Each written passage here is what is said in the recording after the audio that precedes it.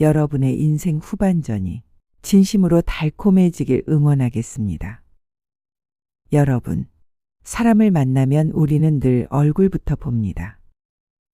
하지만 얼굴은 얼마든지 꾸밀 수 있어요. 말도 표정도 마음과는 다르게 보일 수 있죠. 그런데 걸음걸이는 달라요. 그 사람이 어떤 삶을 살아왔는지, 어떤 마음으로 오늘을 살아가는지, 숨길 수 없는 진짜 모습이 걸음걸이에 다 담겨 있거든요. 저는 며칠 전에 이걸 직접 경험했습니다. 당근 동네 모임에서 수진 씨란 분을 만났는데 처음엔 다정하고 따뜻한 분이라고 생각했어요. 말씀도 부드럽게 하시고 항상 웃는 얼굴이셨거든요. 그런데 그날 저는 우연히 수진 씨가 걸어가는 모습을 멀리서 보게 됐어요. 그 순간 깜짝 놀랐습니다. 걸음걸이 하나만 봐도 그 사람의 진짜 속마음이 다 보이더라고요.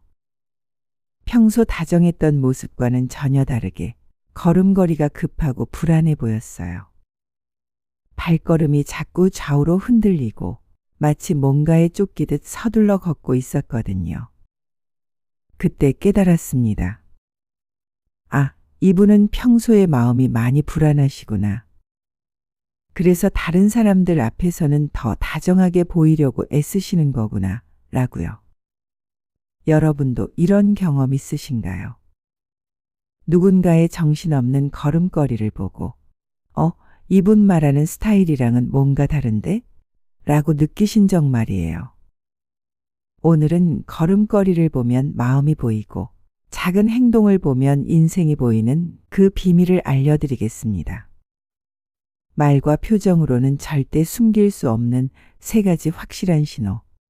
이것만 알면 그 사람의 진짜 본 모습이 손바닥 보듯 선명하게 보이실 거예요. 여러분에게 도움이 되는 주제 준비했습니다. 구독과 좋아요로 함께 해주세요. 여러분에게 도움이 될 콘텐츠로 꼭 보답하겠습니다. 첫 번째 방법. 걸음걸이를 유심히 보세요. 여러분, 걸음걸이야말로 그 사람의 진짜 마음을 보여주는 가장 솔직한 신호입니다. 말은 얼마든지 꾸밀 수 있지만 걸음걸이는 거짓말을 하지 않거든요.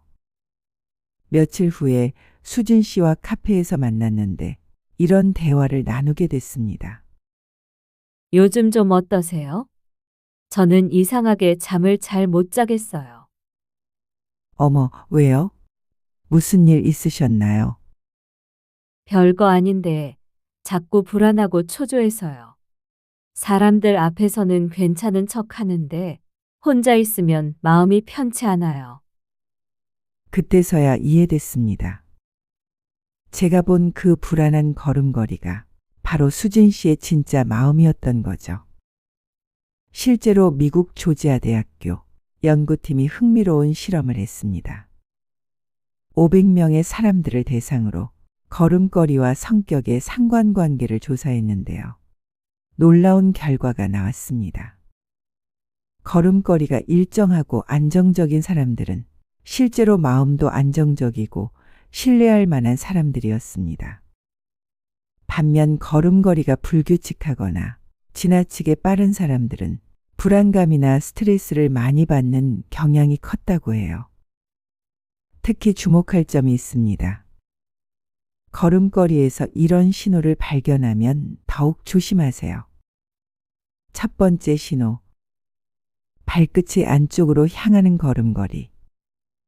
발끝이 계속 안쪽으로 향하며 걷는 사람은 대체로 소극적이고 자신감이 부족한 경우가 많습니다. 이런 분들은 처음엔 순해 보이지만 갈등 상황에서는 자신의 의견을 제대로 표현하지 못해 오해가 많이 쌓이게 되어 관계가 어려워질 수 있어요. 두 번째 신호. 지나치게 큰 걸음걸이.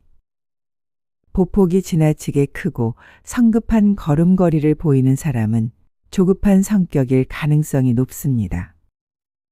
이런 분들은 자신의 페이스에 맞춰 다른 사람도 따라와 주길 바라는 경우가 많아서 장기적인 관계에서는 피로감을 줄 수 있어요.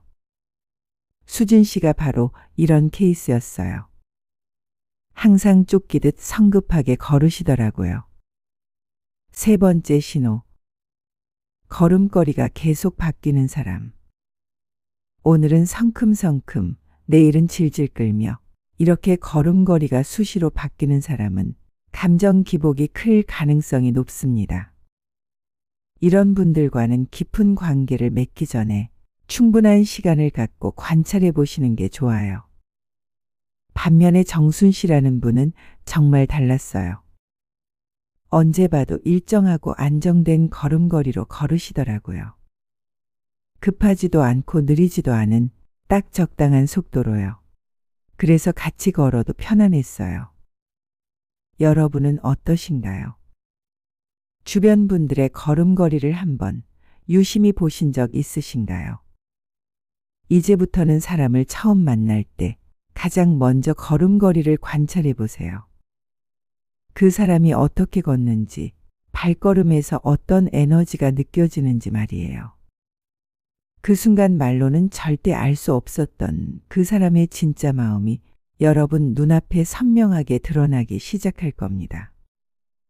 두 번째 방법. 그 사람이 물건을 어떻게 다루는지 보세요.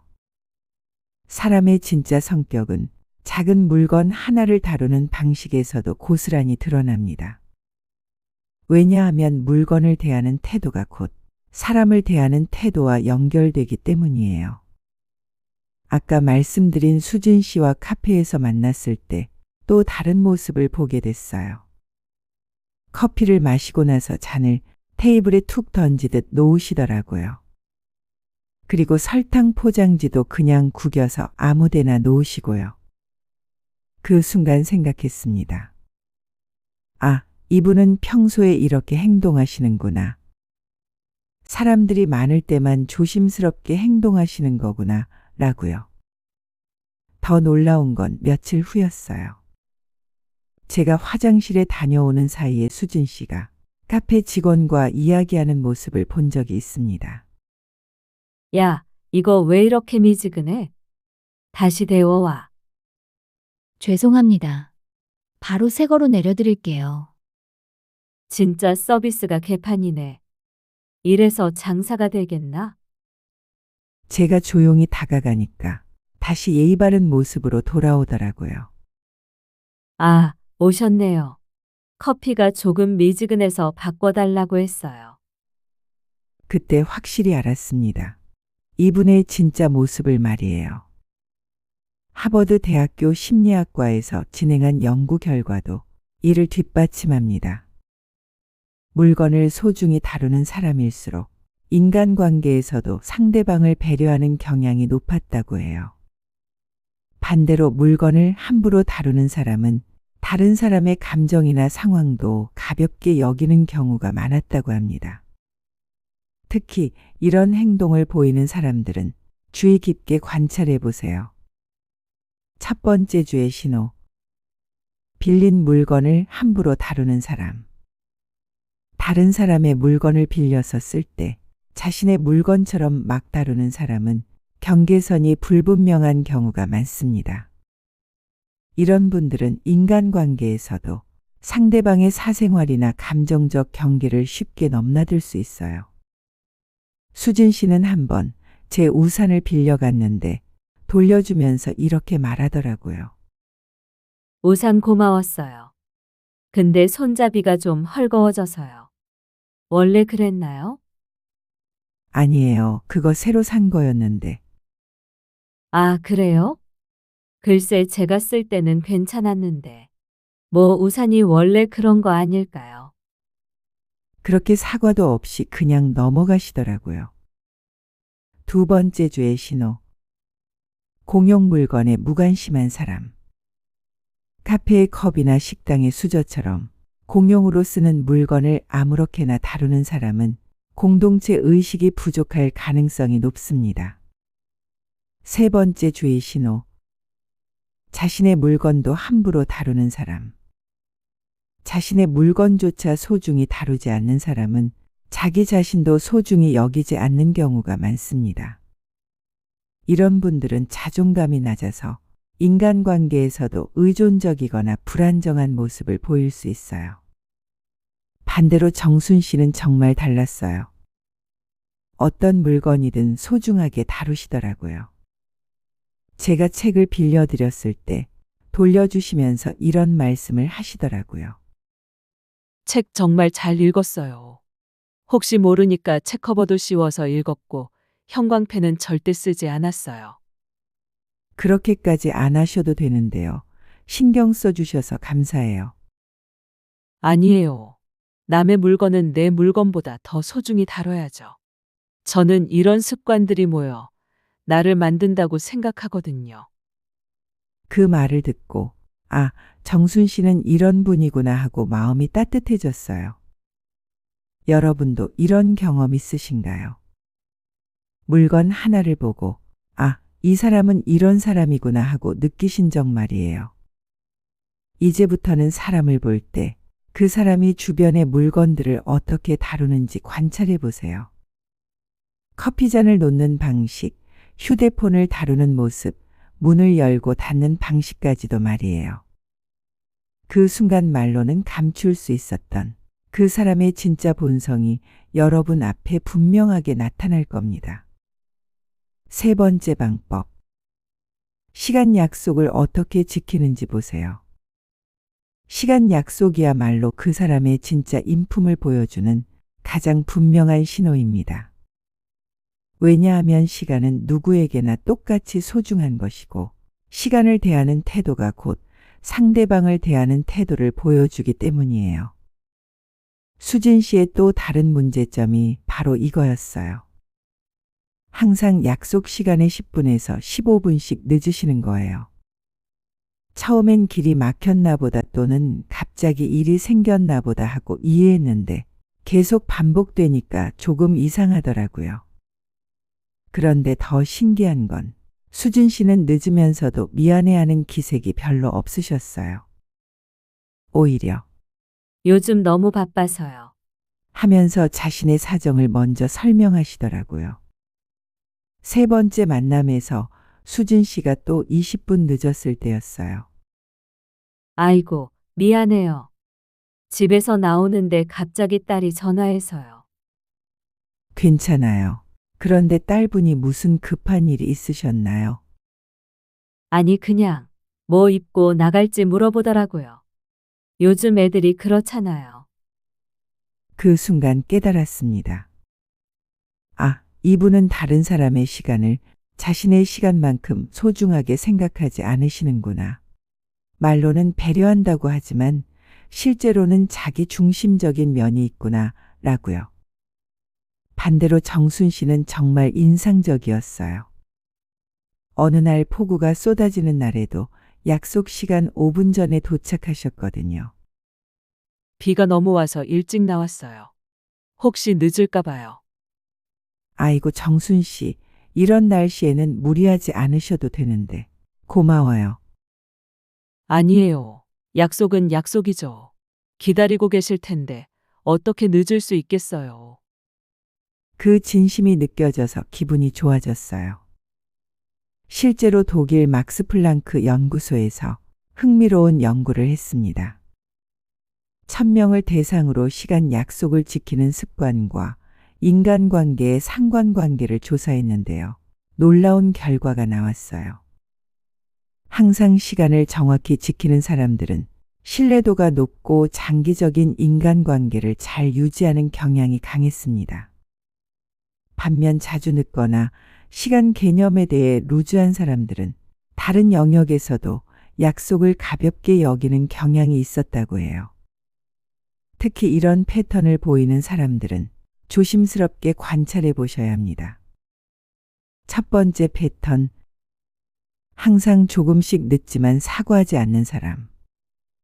5분에서 10분씩 늦는 건 별거 아니라고 생각하면서 진심 어린 사과를 하지 않는 사람은 다른 사람의 감정이나 상황을 가볍게 여기는 경향이 있어요. 수진 씨가 바로 이런 케이스였죠. 두 번째 패턴, 늦는 이유를 항상 남 탓으로 돌리는 사람. 길이 막혔어. 갑자기 전화가 와서. 엄마가 심부름을 시켜서. 이렇게 항상 외부 요인을 핑계로 대는 사람은 책임감이 부족할 수 있어요. 세 번째 패턴. 중요한 약속과 일상적인 약속을 다르게 대하는 사람. 병원 예약이나 회사 업무 미팅은 늦지 않게 가면서도 친구나 가족과의 약속은 자주 늦는 사람이 있어요. 이런 분들은 사람을 차별해서 대하는 경향이 있고 나중에 여러분도 덜 중요한 사람 카테고리에 들어갈 수 있어요. 반대로 정순 씨처럼 어떤 약속이든 5분 일찍 도착하는 사람, 늦을 것 같으면 미리 연락하는 사람, 늦었을 때 진심으로 사과하는 사람. 이런 분들은 대체로 믿을 만하고 장기적인 관계를 맺을 수 있는 사람들입니다. 여러분은 어떠신가요? 시간 약속을 통해 그 사람의 진짜 모습을 보신 경험이 있으신가요? 이제부터는 새로운 사람을 만날 때 작은 시간 약속부터 시작해 보세요. 그리고 그 사람이 시간을 어떻게 대하는지, 늦었을 때 어떻게 반응하는지 유심히 살펴보시고요. 그 순간 아무리 좋은 말로 포장해도 숨길 수 없는 그 사람의 진짜 본성이 여러분에게 또렷하게 보이기 시작할 겁니다. 이제 이 세 가지 신호를 일상에서 어떻게 알아차리고 현명하게 대응할 수 있는지 구체적인 방법을 알려드리겠습니다. 사실 이 부분이 오늘 이야기에서 가장 중요한 부분일 수도 있어요. 첫 번째 실천법. 3번 관찰 법칙. 새로운 사람을 만나면 최소 3번은 다른 상황에서 관찰해 보세요. 첫 번째는 처음 만났을 때, 두 번째는 편안한 상황에서, 세 번째는 조금 바쁘거나 스트레스가 있는 상황에서요. 이렇게 3번 관찰하면 그 사람의 일관성을 파악할 수 있어요. 저도 수진 씨와 정순 씨를 여러 번 다른 상황에서 만나보니까 확실히 알 수 있었거든요. 두 번째 실천법. 작은 약속부터 시작하기. 중요한 관계를 맺기 전에 작은 약속부터 시작해 보세요. 커피 한 잔 마시러 가는 약속, 같이 산책하는 약속처럼 부담 없는 것부터요. 작은 약속에서 보이는 모습이 그 사람의 진짜 모습일 가능성이 높거든요. 세 번째 실천법. 내 감정 신호 활용하기. 그 사람과 있을 때 내 마음이 어떤지 느껴보세요. 계속 긴장되거나 피곤하다면 상대방의 비언어적 신호가 불편함을 주고 있는 것일 수 있어요. 반대로 편안하고 자연스럽다면 좋은 신호예요. 저도 수진 씨와 있을 때는 왠지 모르게 계속 긴장됐어요. 반면 정순 씨와 있을 때는 정말 편안하고 자연스러웠고요. 이 방법들을 사용하면 한 달 안에 그 사람이 정말 나와 잘 맞는 사람인지, 오래 관계를 이어갈 수 있는 사람인지 알 수 있을 거예요. 오늘 영상이 도움이 되셨다면 구독과 좋아요로 함께 해주세요. 도움이 되실 것 같은 주변 분들께도 공유해 주세요. 여러분의 작은 관심이 더 좋은 콘텐츠를 만드는 큰 힘이 됩니다. 여러분, 오늘 말씀드린 내용들을 듣고 나서 여러분 자신은 어떠신지도 한번 생각해 보세요. 나는 다른 사람들에게 어떤 신호를 보내고 있을까요? 내 걸음걸이는 어떤 마음을 드러내고 있을까요? 내가 물건을 다루는 방식은 어떤가요? 시간 약속은 잘 지키고 있나요? 제가 어느 날 거울을 보면서 이런 생각을 했어요. 나는 다른 사람들에게 어떤 사람으로 보이고 있을까? 혹시 나도 모르게 불편한 신호를 보내고 있는 건 아닐까? 그래서 정순 씨에게 물어봤어요. 혹시 제가 평소에 어떤 모습인지 솔직하게 말해줄 수 있어요?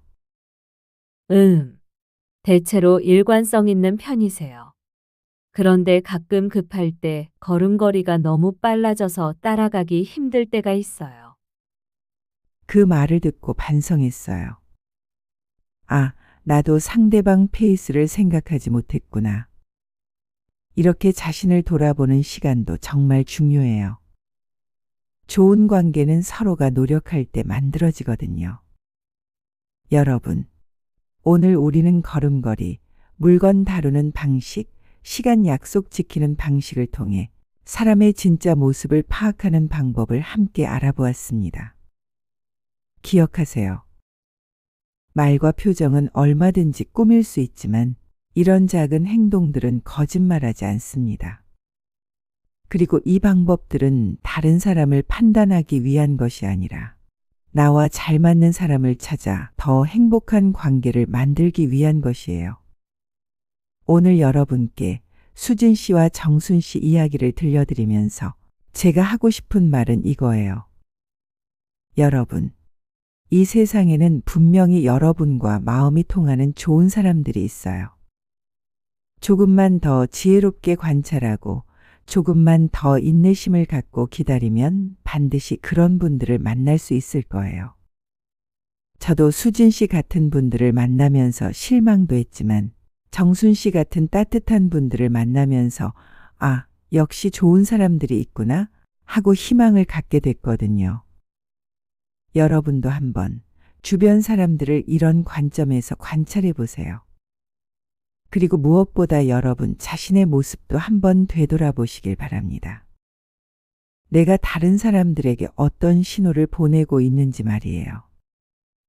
혹시 나도 모르게 수진 씨처럼 행동하고 있지는 않은지, 아니면 정순 씨처럼 따뜻한 마음을 전하고 있는지 한번 점검해 보시는 것도 좋을 것 같아요.